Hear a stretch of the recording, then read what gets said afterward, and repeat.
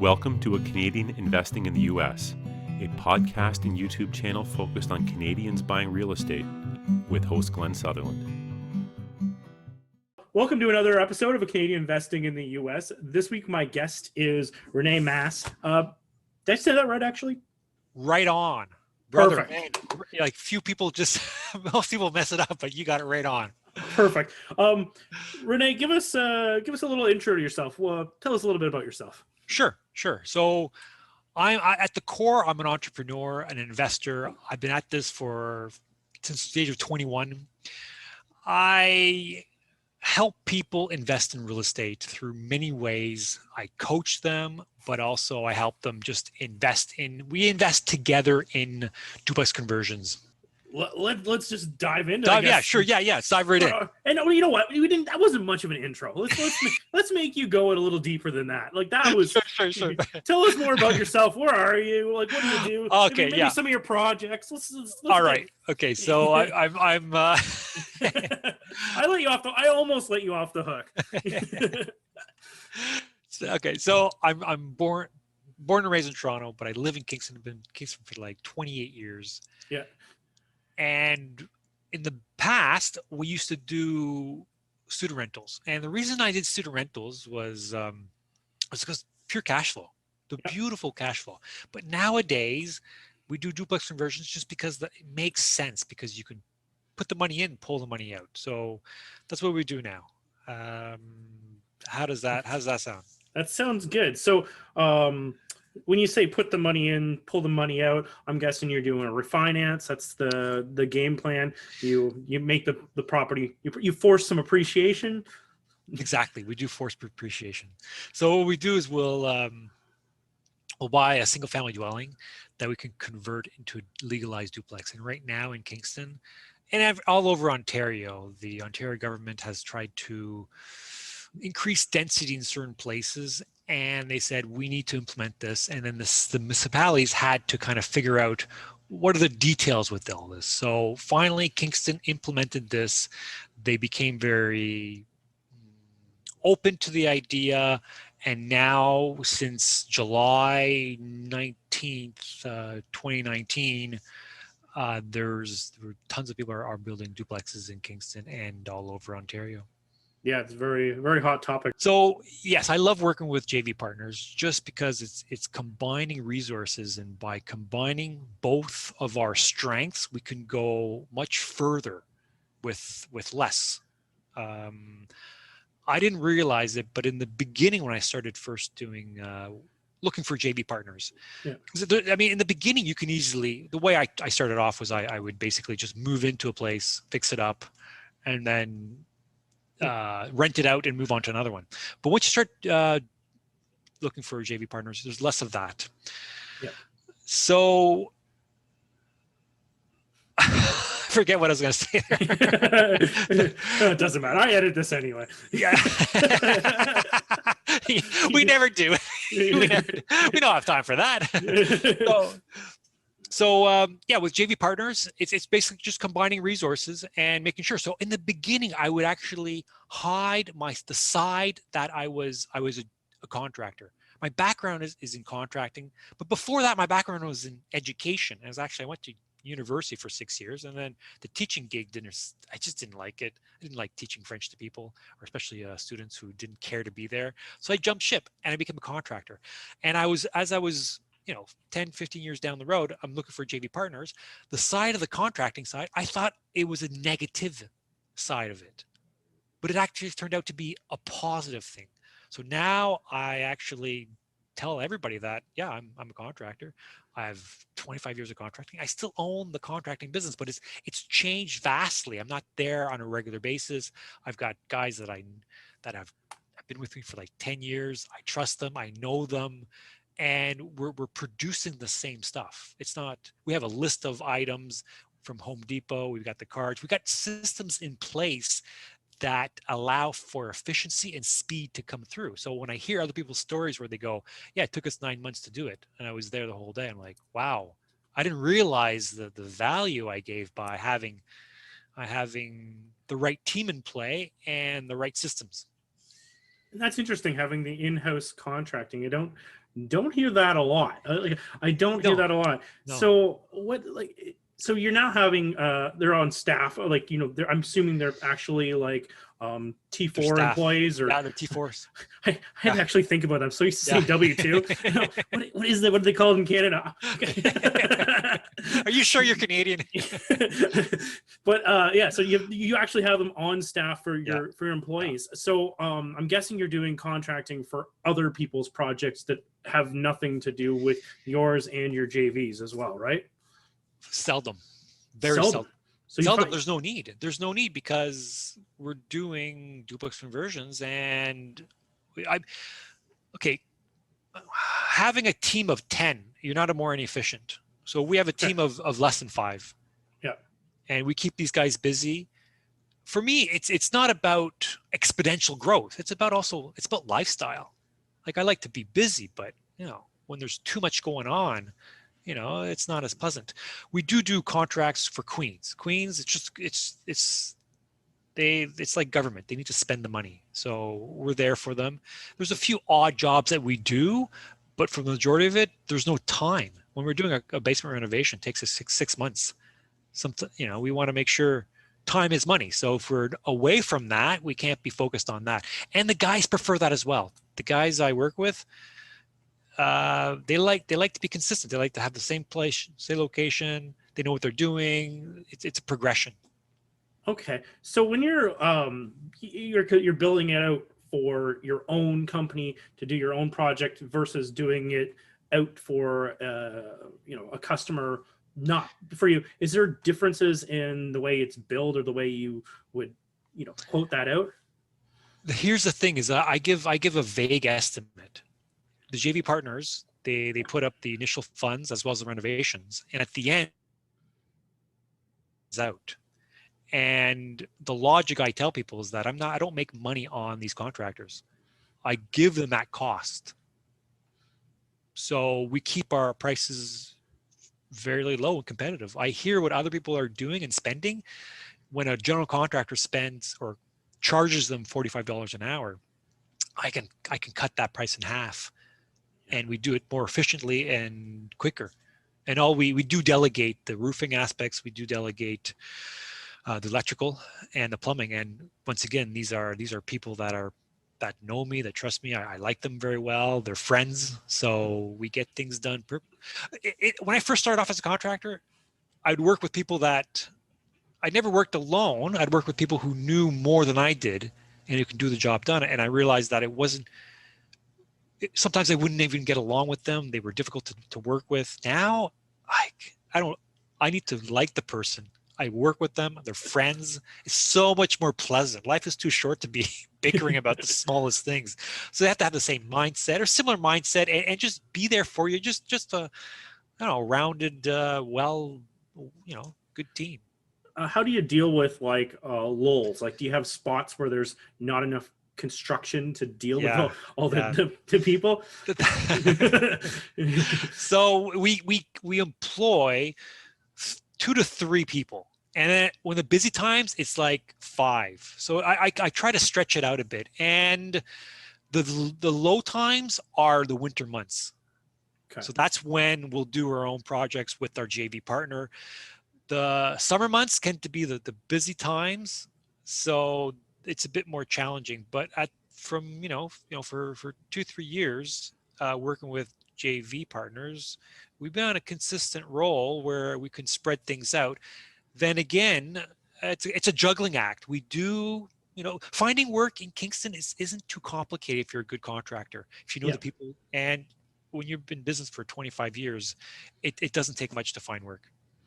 And I'm just curious about this kind of systems that you have to have in place, because I assume that there's a property management, there's for running these contractors, there's for finding the deals. There's a lot of different pieces. And I know some other people that do that, and I've seen them overwhelmed. Yes. So there are times it's a fine wheel that I'm constantly spinning, and sometimes it spins nicely. Sometimes there's just too much going on. It's a juggling act. To say that I've got it made at all times, no, there's a constant. Like I said, the property manager, I thought I had a good property manager, and then I had to let him go because of of COVID, it just wasn't working out. Yeah. And places were stayed vacant. So I had to do it on my own. I delegate as much as possible. Deep down, I'm a C student. Anything I like to do, I'll do, and I'll do it really well. And then I delegate. And I'm realizing as I delegate, I need to systemize and have right procedures. Do I have all I'm also a realtor as well. So do I have the procedures of finding all the right deals? No, but I do talk to a lot of realtors. I get to know, they know what I'm looking for, a few phone calls, emails, that helps. Yeah. Am I getting all the off-market deals? No. I mean, we can only do so much. But when it comes down to acquiring a property and getting it finished, we got that down pretty clear because that's all the guys do. I wear a few more hats. Gotcha. So is there like a piece of software that you use to pull this all together? Because I'm actually looking at possibly hiring some in-house contracting in the States, making them employees rather than contractors. And it's one of those things that I'm like, yeah, there's so many wheels. I'm just looking at my boards all around me. There's so many wheels going just to organize this. So my background, I already had a contracting business prior to joining into JV Partners. Okay. So that was big. That was a big help because I'm coaching other people and they're saying, well, do I get a WSIB? Do I get do I charge them CP or CBPEI?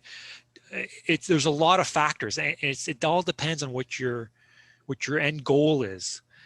So we already have the WSIB. We're already paying CPP and EI. We already have that in play. Yeah. The payroll all set up. These guys have been with me for 10 years. So, you start off at a pay and you just bump it up a bit, as long as, in a way, for a lot of people, it's not about the money. It's about just treating them well, and they're there. I'm not hounding them. I'm not behind and pushing them, or they go at their pace. I know what to expect. It's very reasonable. I don't even tell people what I pay them because people go, wow, that's so low. But in Kingston, that's fine. They may leave. Sure, they may leave 15 minutes prior. In the overall things, it's still a great deal, because what I'm hearing about other stories, we're cutting the costs in half immensely.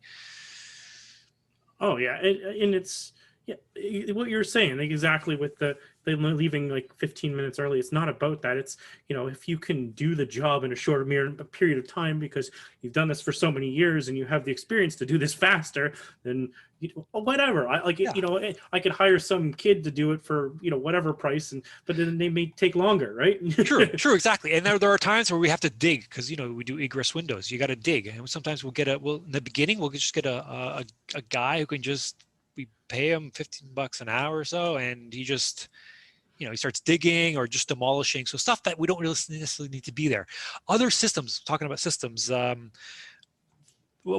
main guy has a card at Home Depot, and so we'll order things on a sheet, and we're ordering the same stuff, all the drywall, the same flooring, the same lumber. We know, so basically we send that sheet in by email, or we call them, and then they get it delivered. That helps immensely. And if it's over $1,000, it's a free delivery. So it's a question of just systemizing and planning out the renovations. When I used to be, I'm still involved, but not as much as the planning, because Mike knows what he's doing. Yeah. But the planning, you can spend 6 weeks to plan for a month renovation. And in fact, the more planning you do, the more efficient and tighter it is. Because it's like an orchestra. You need to orchestrate when the plumbers are arriving, when the electricians are coming, and they've got to be there. And as many people know, just showing up is half the battle for contractors. Yeah, you know what I'm talking about. yeah.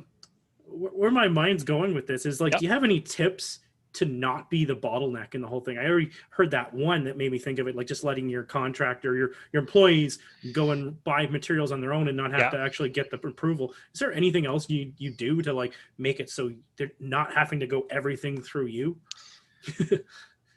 So yes, I'm kind of throwing these at you. Yeah. It's a good question. So planning definitely involves sometimes cameras. putting cameras on the properties, sometimes it's needed. I've had to let people go because of what I saw, because it just wasn't.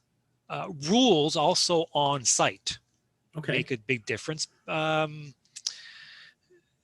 Decisions. I mean, So do you have like a rule book, like, or something that you have like a little thing you go over with them when you're hiring them, or how do they know the rules, or do they just? I think with any business, what you need to focus on after a bit of success is you need to invest in people. I've been investing in Mike for 10 years. He's been with me for 10 years. The good and the bad. He's made mistakes. I've paid for them. But in the end, you've got to invest in people. And that's the only way you can scale and grow. I love it. It makes sense. So that's why, and he's comfortable being an employee. I treat him well.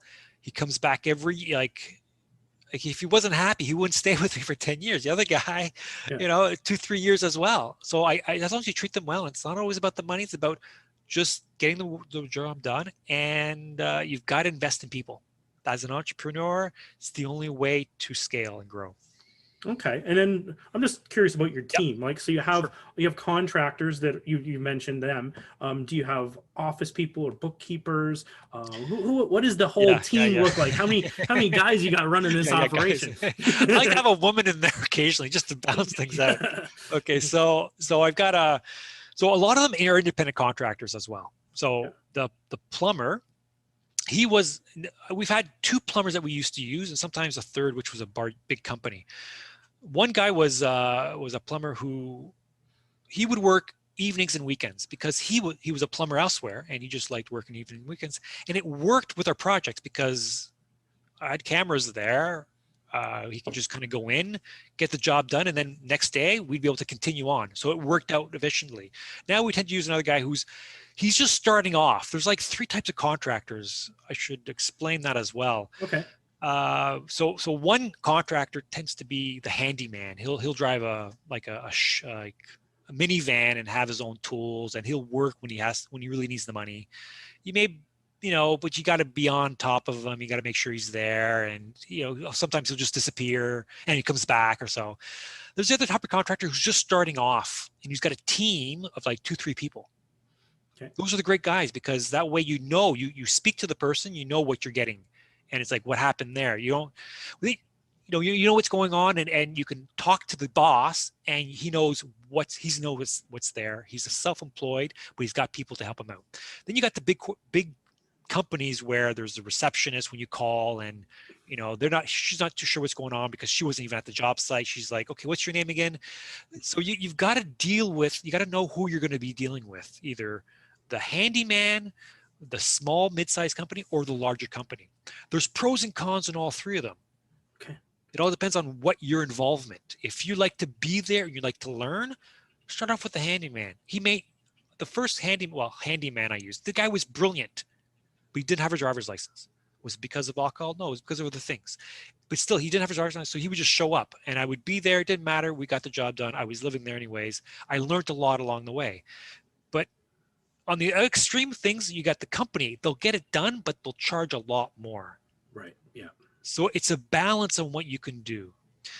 Talking about my team, I got the electrician. I knew him when he was just starting off. Yeah. I was at a job site back in the day, like 15 years ago. I was on the job site doing the work, and it was after hours at a bank. And I saw the electrician, and we're like, hey, do you do work on the side? He goes, hell yeah, for sure. So I got him over, and he helped save me money. He goes, yeah, you run the wires. We'll put everything connected. And I can see that we just connected, just personality wise, started talking. And turns out that he wanted to jump his own business, start his own business. So I was kind of inspiring him, helping him out, suggesting a few things. 7 years later now, he's got his business. He's got 3-4 guys under him. We still use them. It's just different. He still gives me great prices. It's just different approach.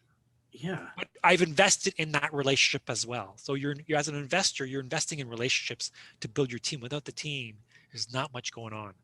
That's a big part of it. Plumber, as I mentioned, he's kind of just starting off midline.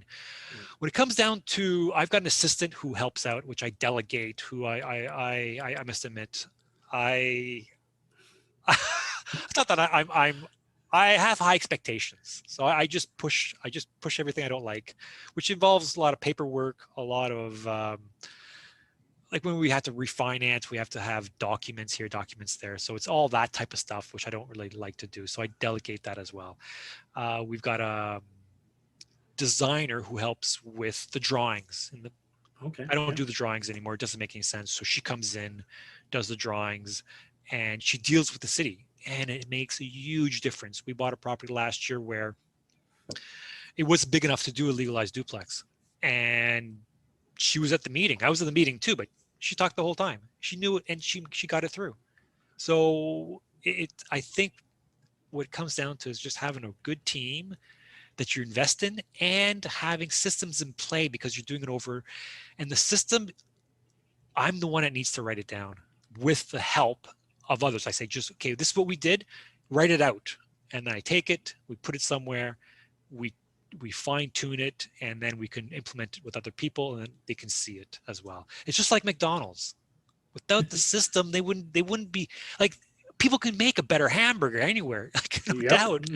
But the systems, then you could put anyone, you could pop anyone in there, and then there's a system in play, and the system also reflects on the value and what you'd like to do.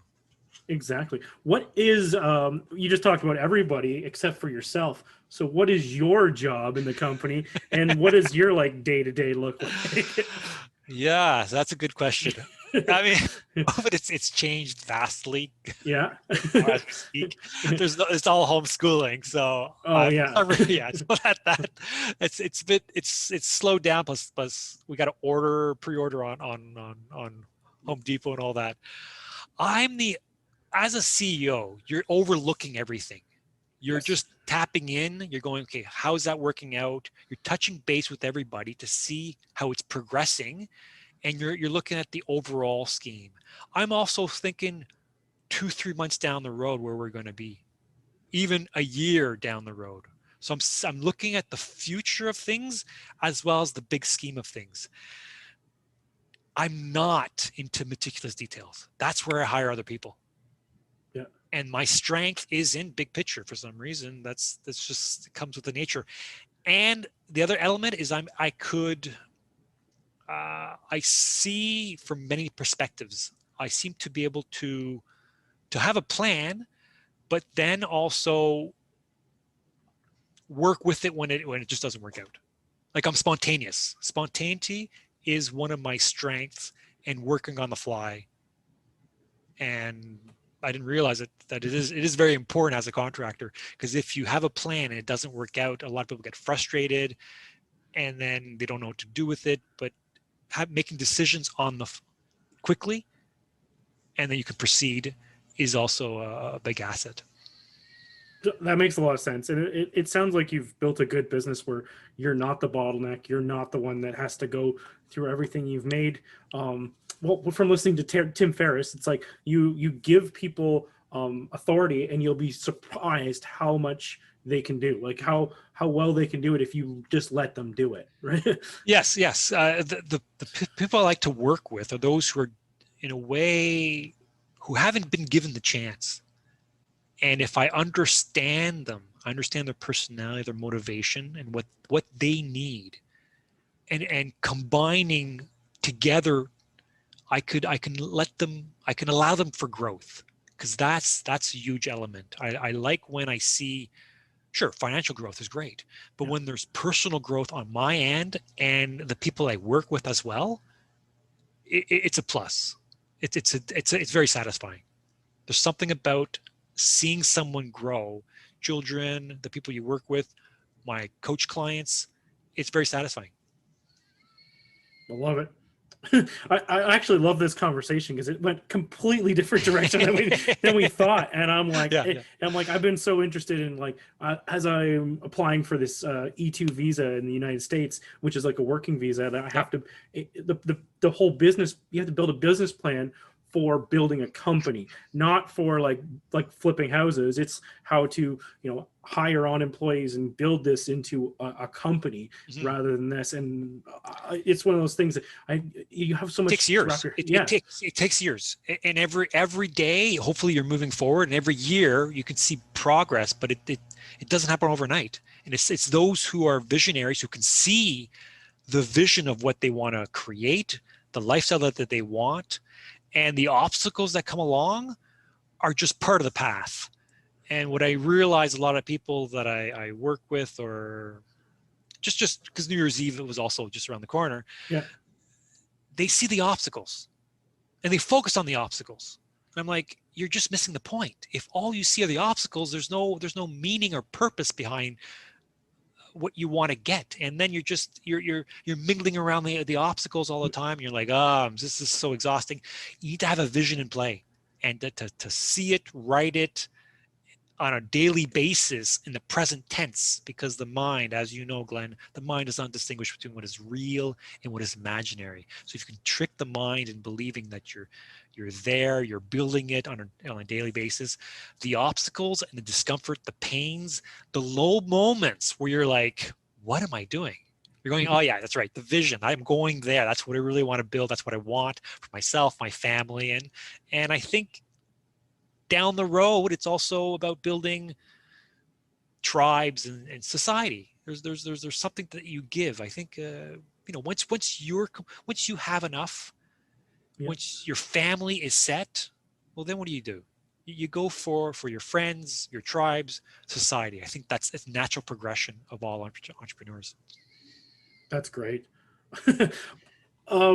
Rene, if people wanted to track you down to have a further conversation or joint venture, or just whatever they're looking for, how would they find you? Just Google my name, Rene Masse. It's comes up.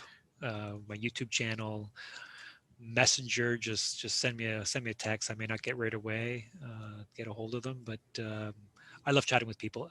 I realized early on that when I first started my journey as a realtor or as a real estate investor, I would try to convince and talk to people about it. I had my passion, the excitement, and they had no cares about it. And I was still trying to convince and trying to smooth them away with it, but it didn't work. So anyone now where things are coming along well, it's now anyone who comes my way who wants to learn, who's thirsty, well, then I give them what I can. And sometimes it's not always a question of money. Sometimes it's a question of time. There was a young guy who contacted me last year in October, and he says, I like what you're doing. I want to learn. He spoke for about 30 minutes or so, and it turned out he didn't have much money. He really didn't have, he had already given all his money out. Things that didn't work, other things. And he was at this point, and he said, but I'm willing to help out. Like, I'm willing to give my time. And I was like, okay, well, come on down and we'll see what we can work out.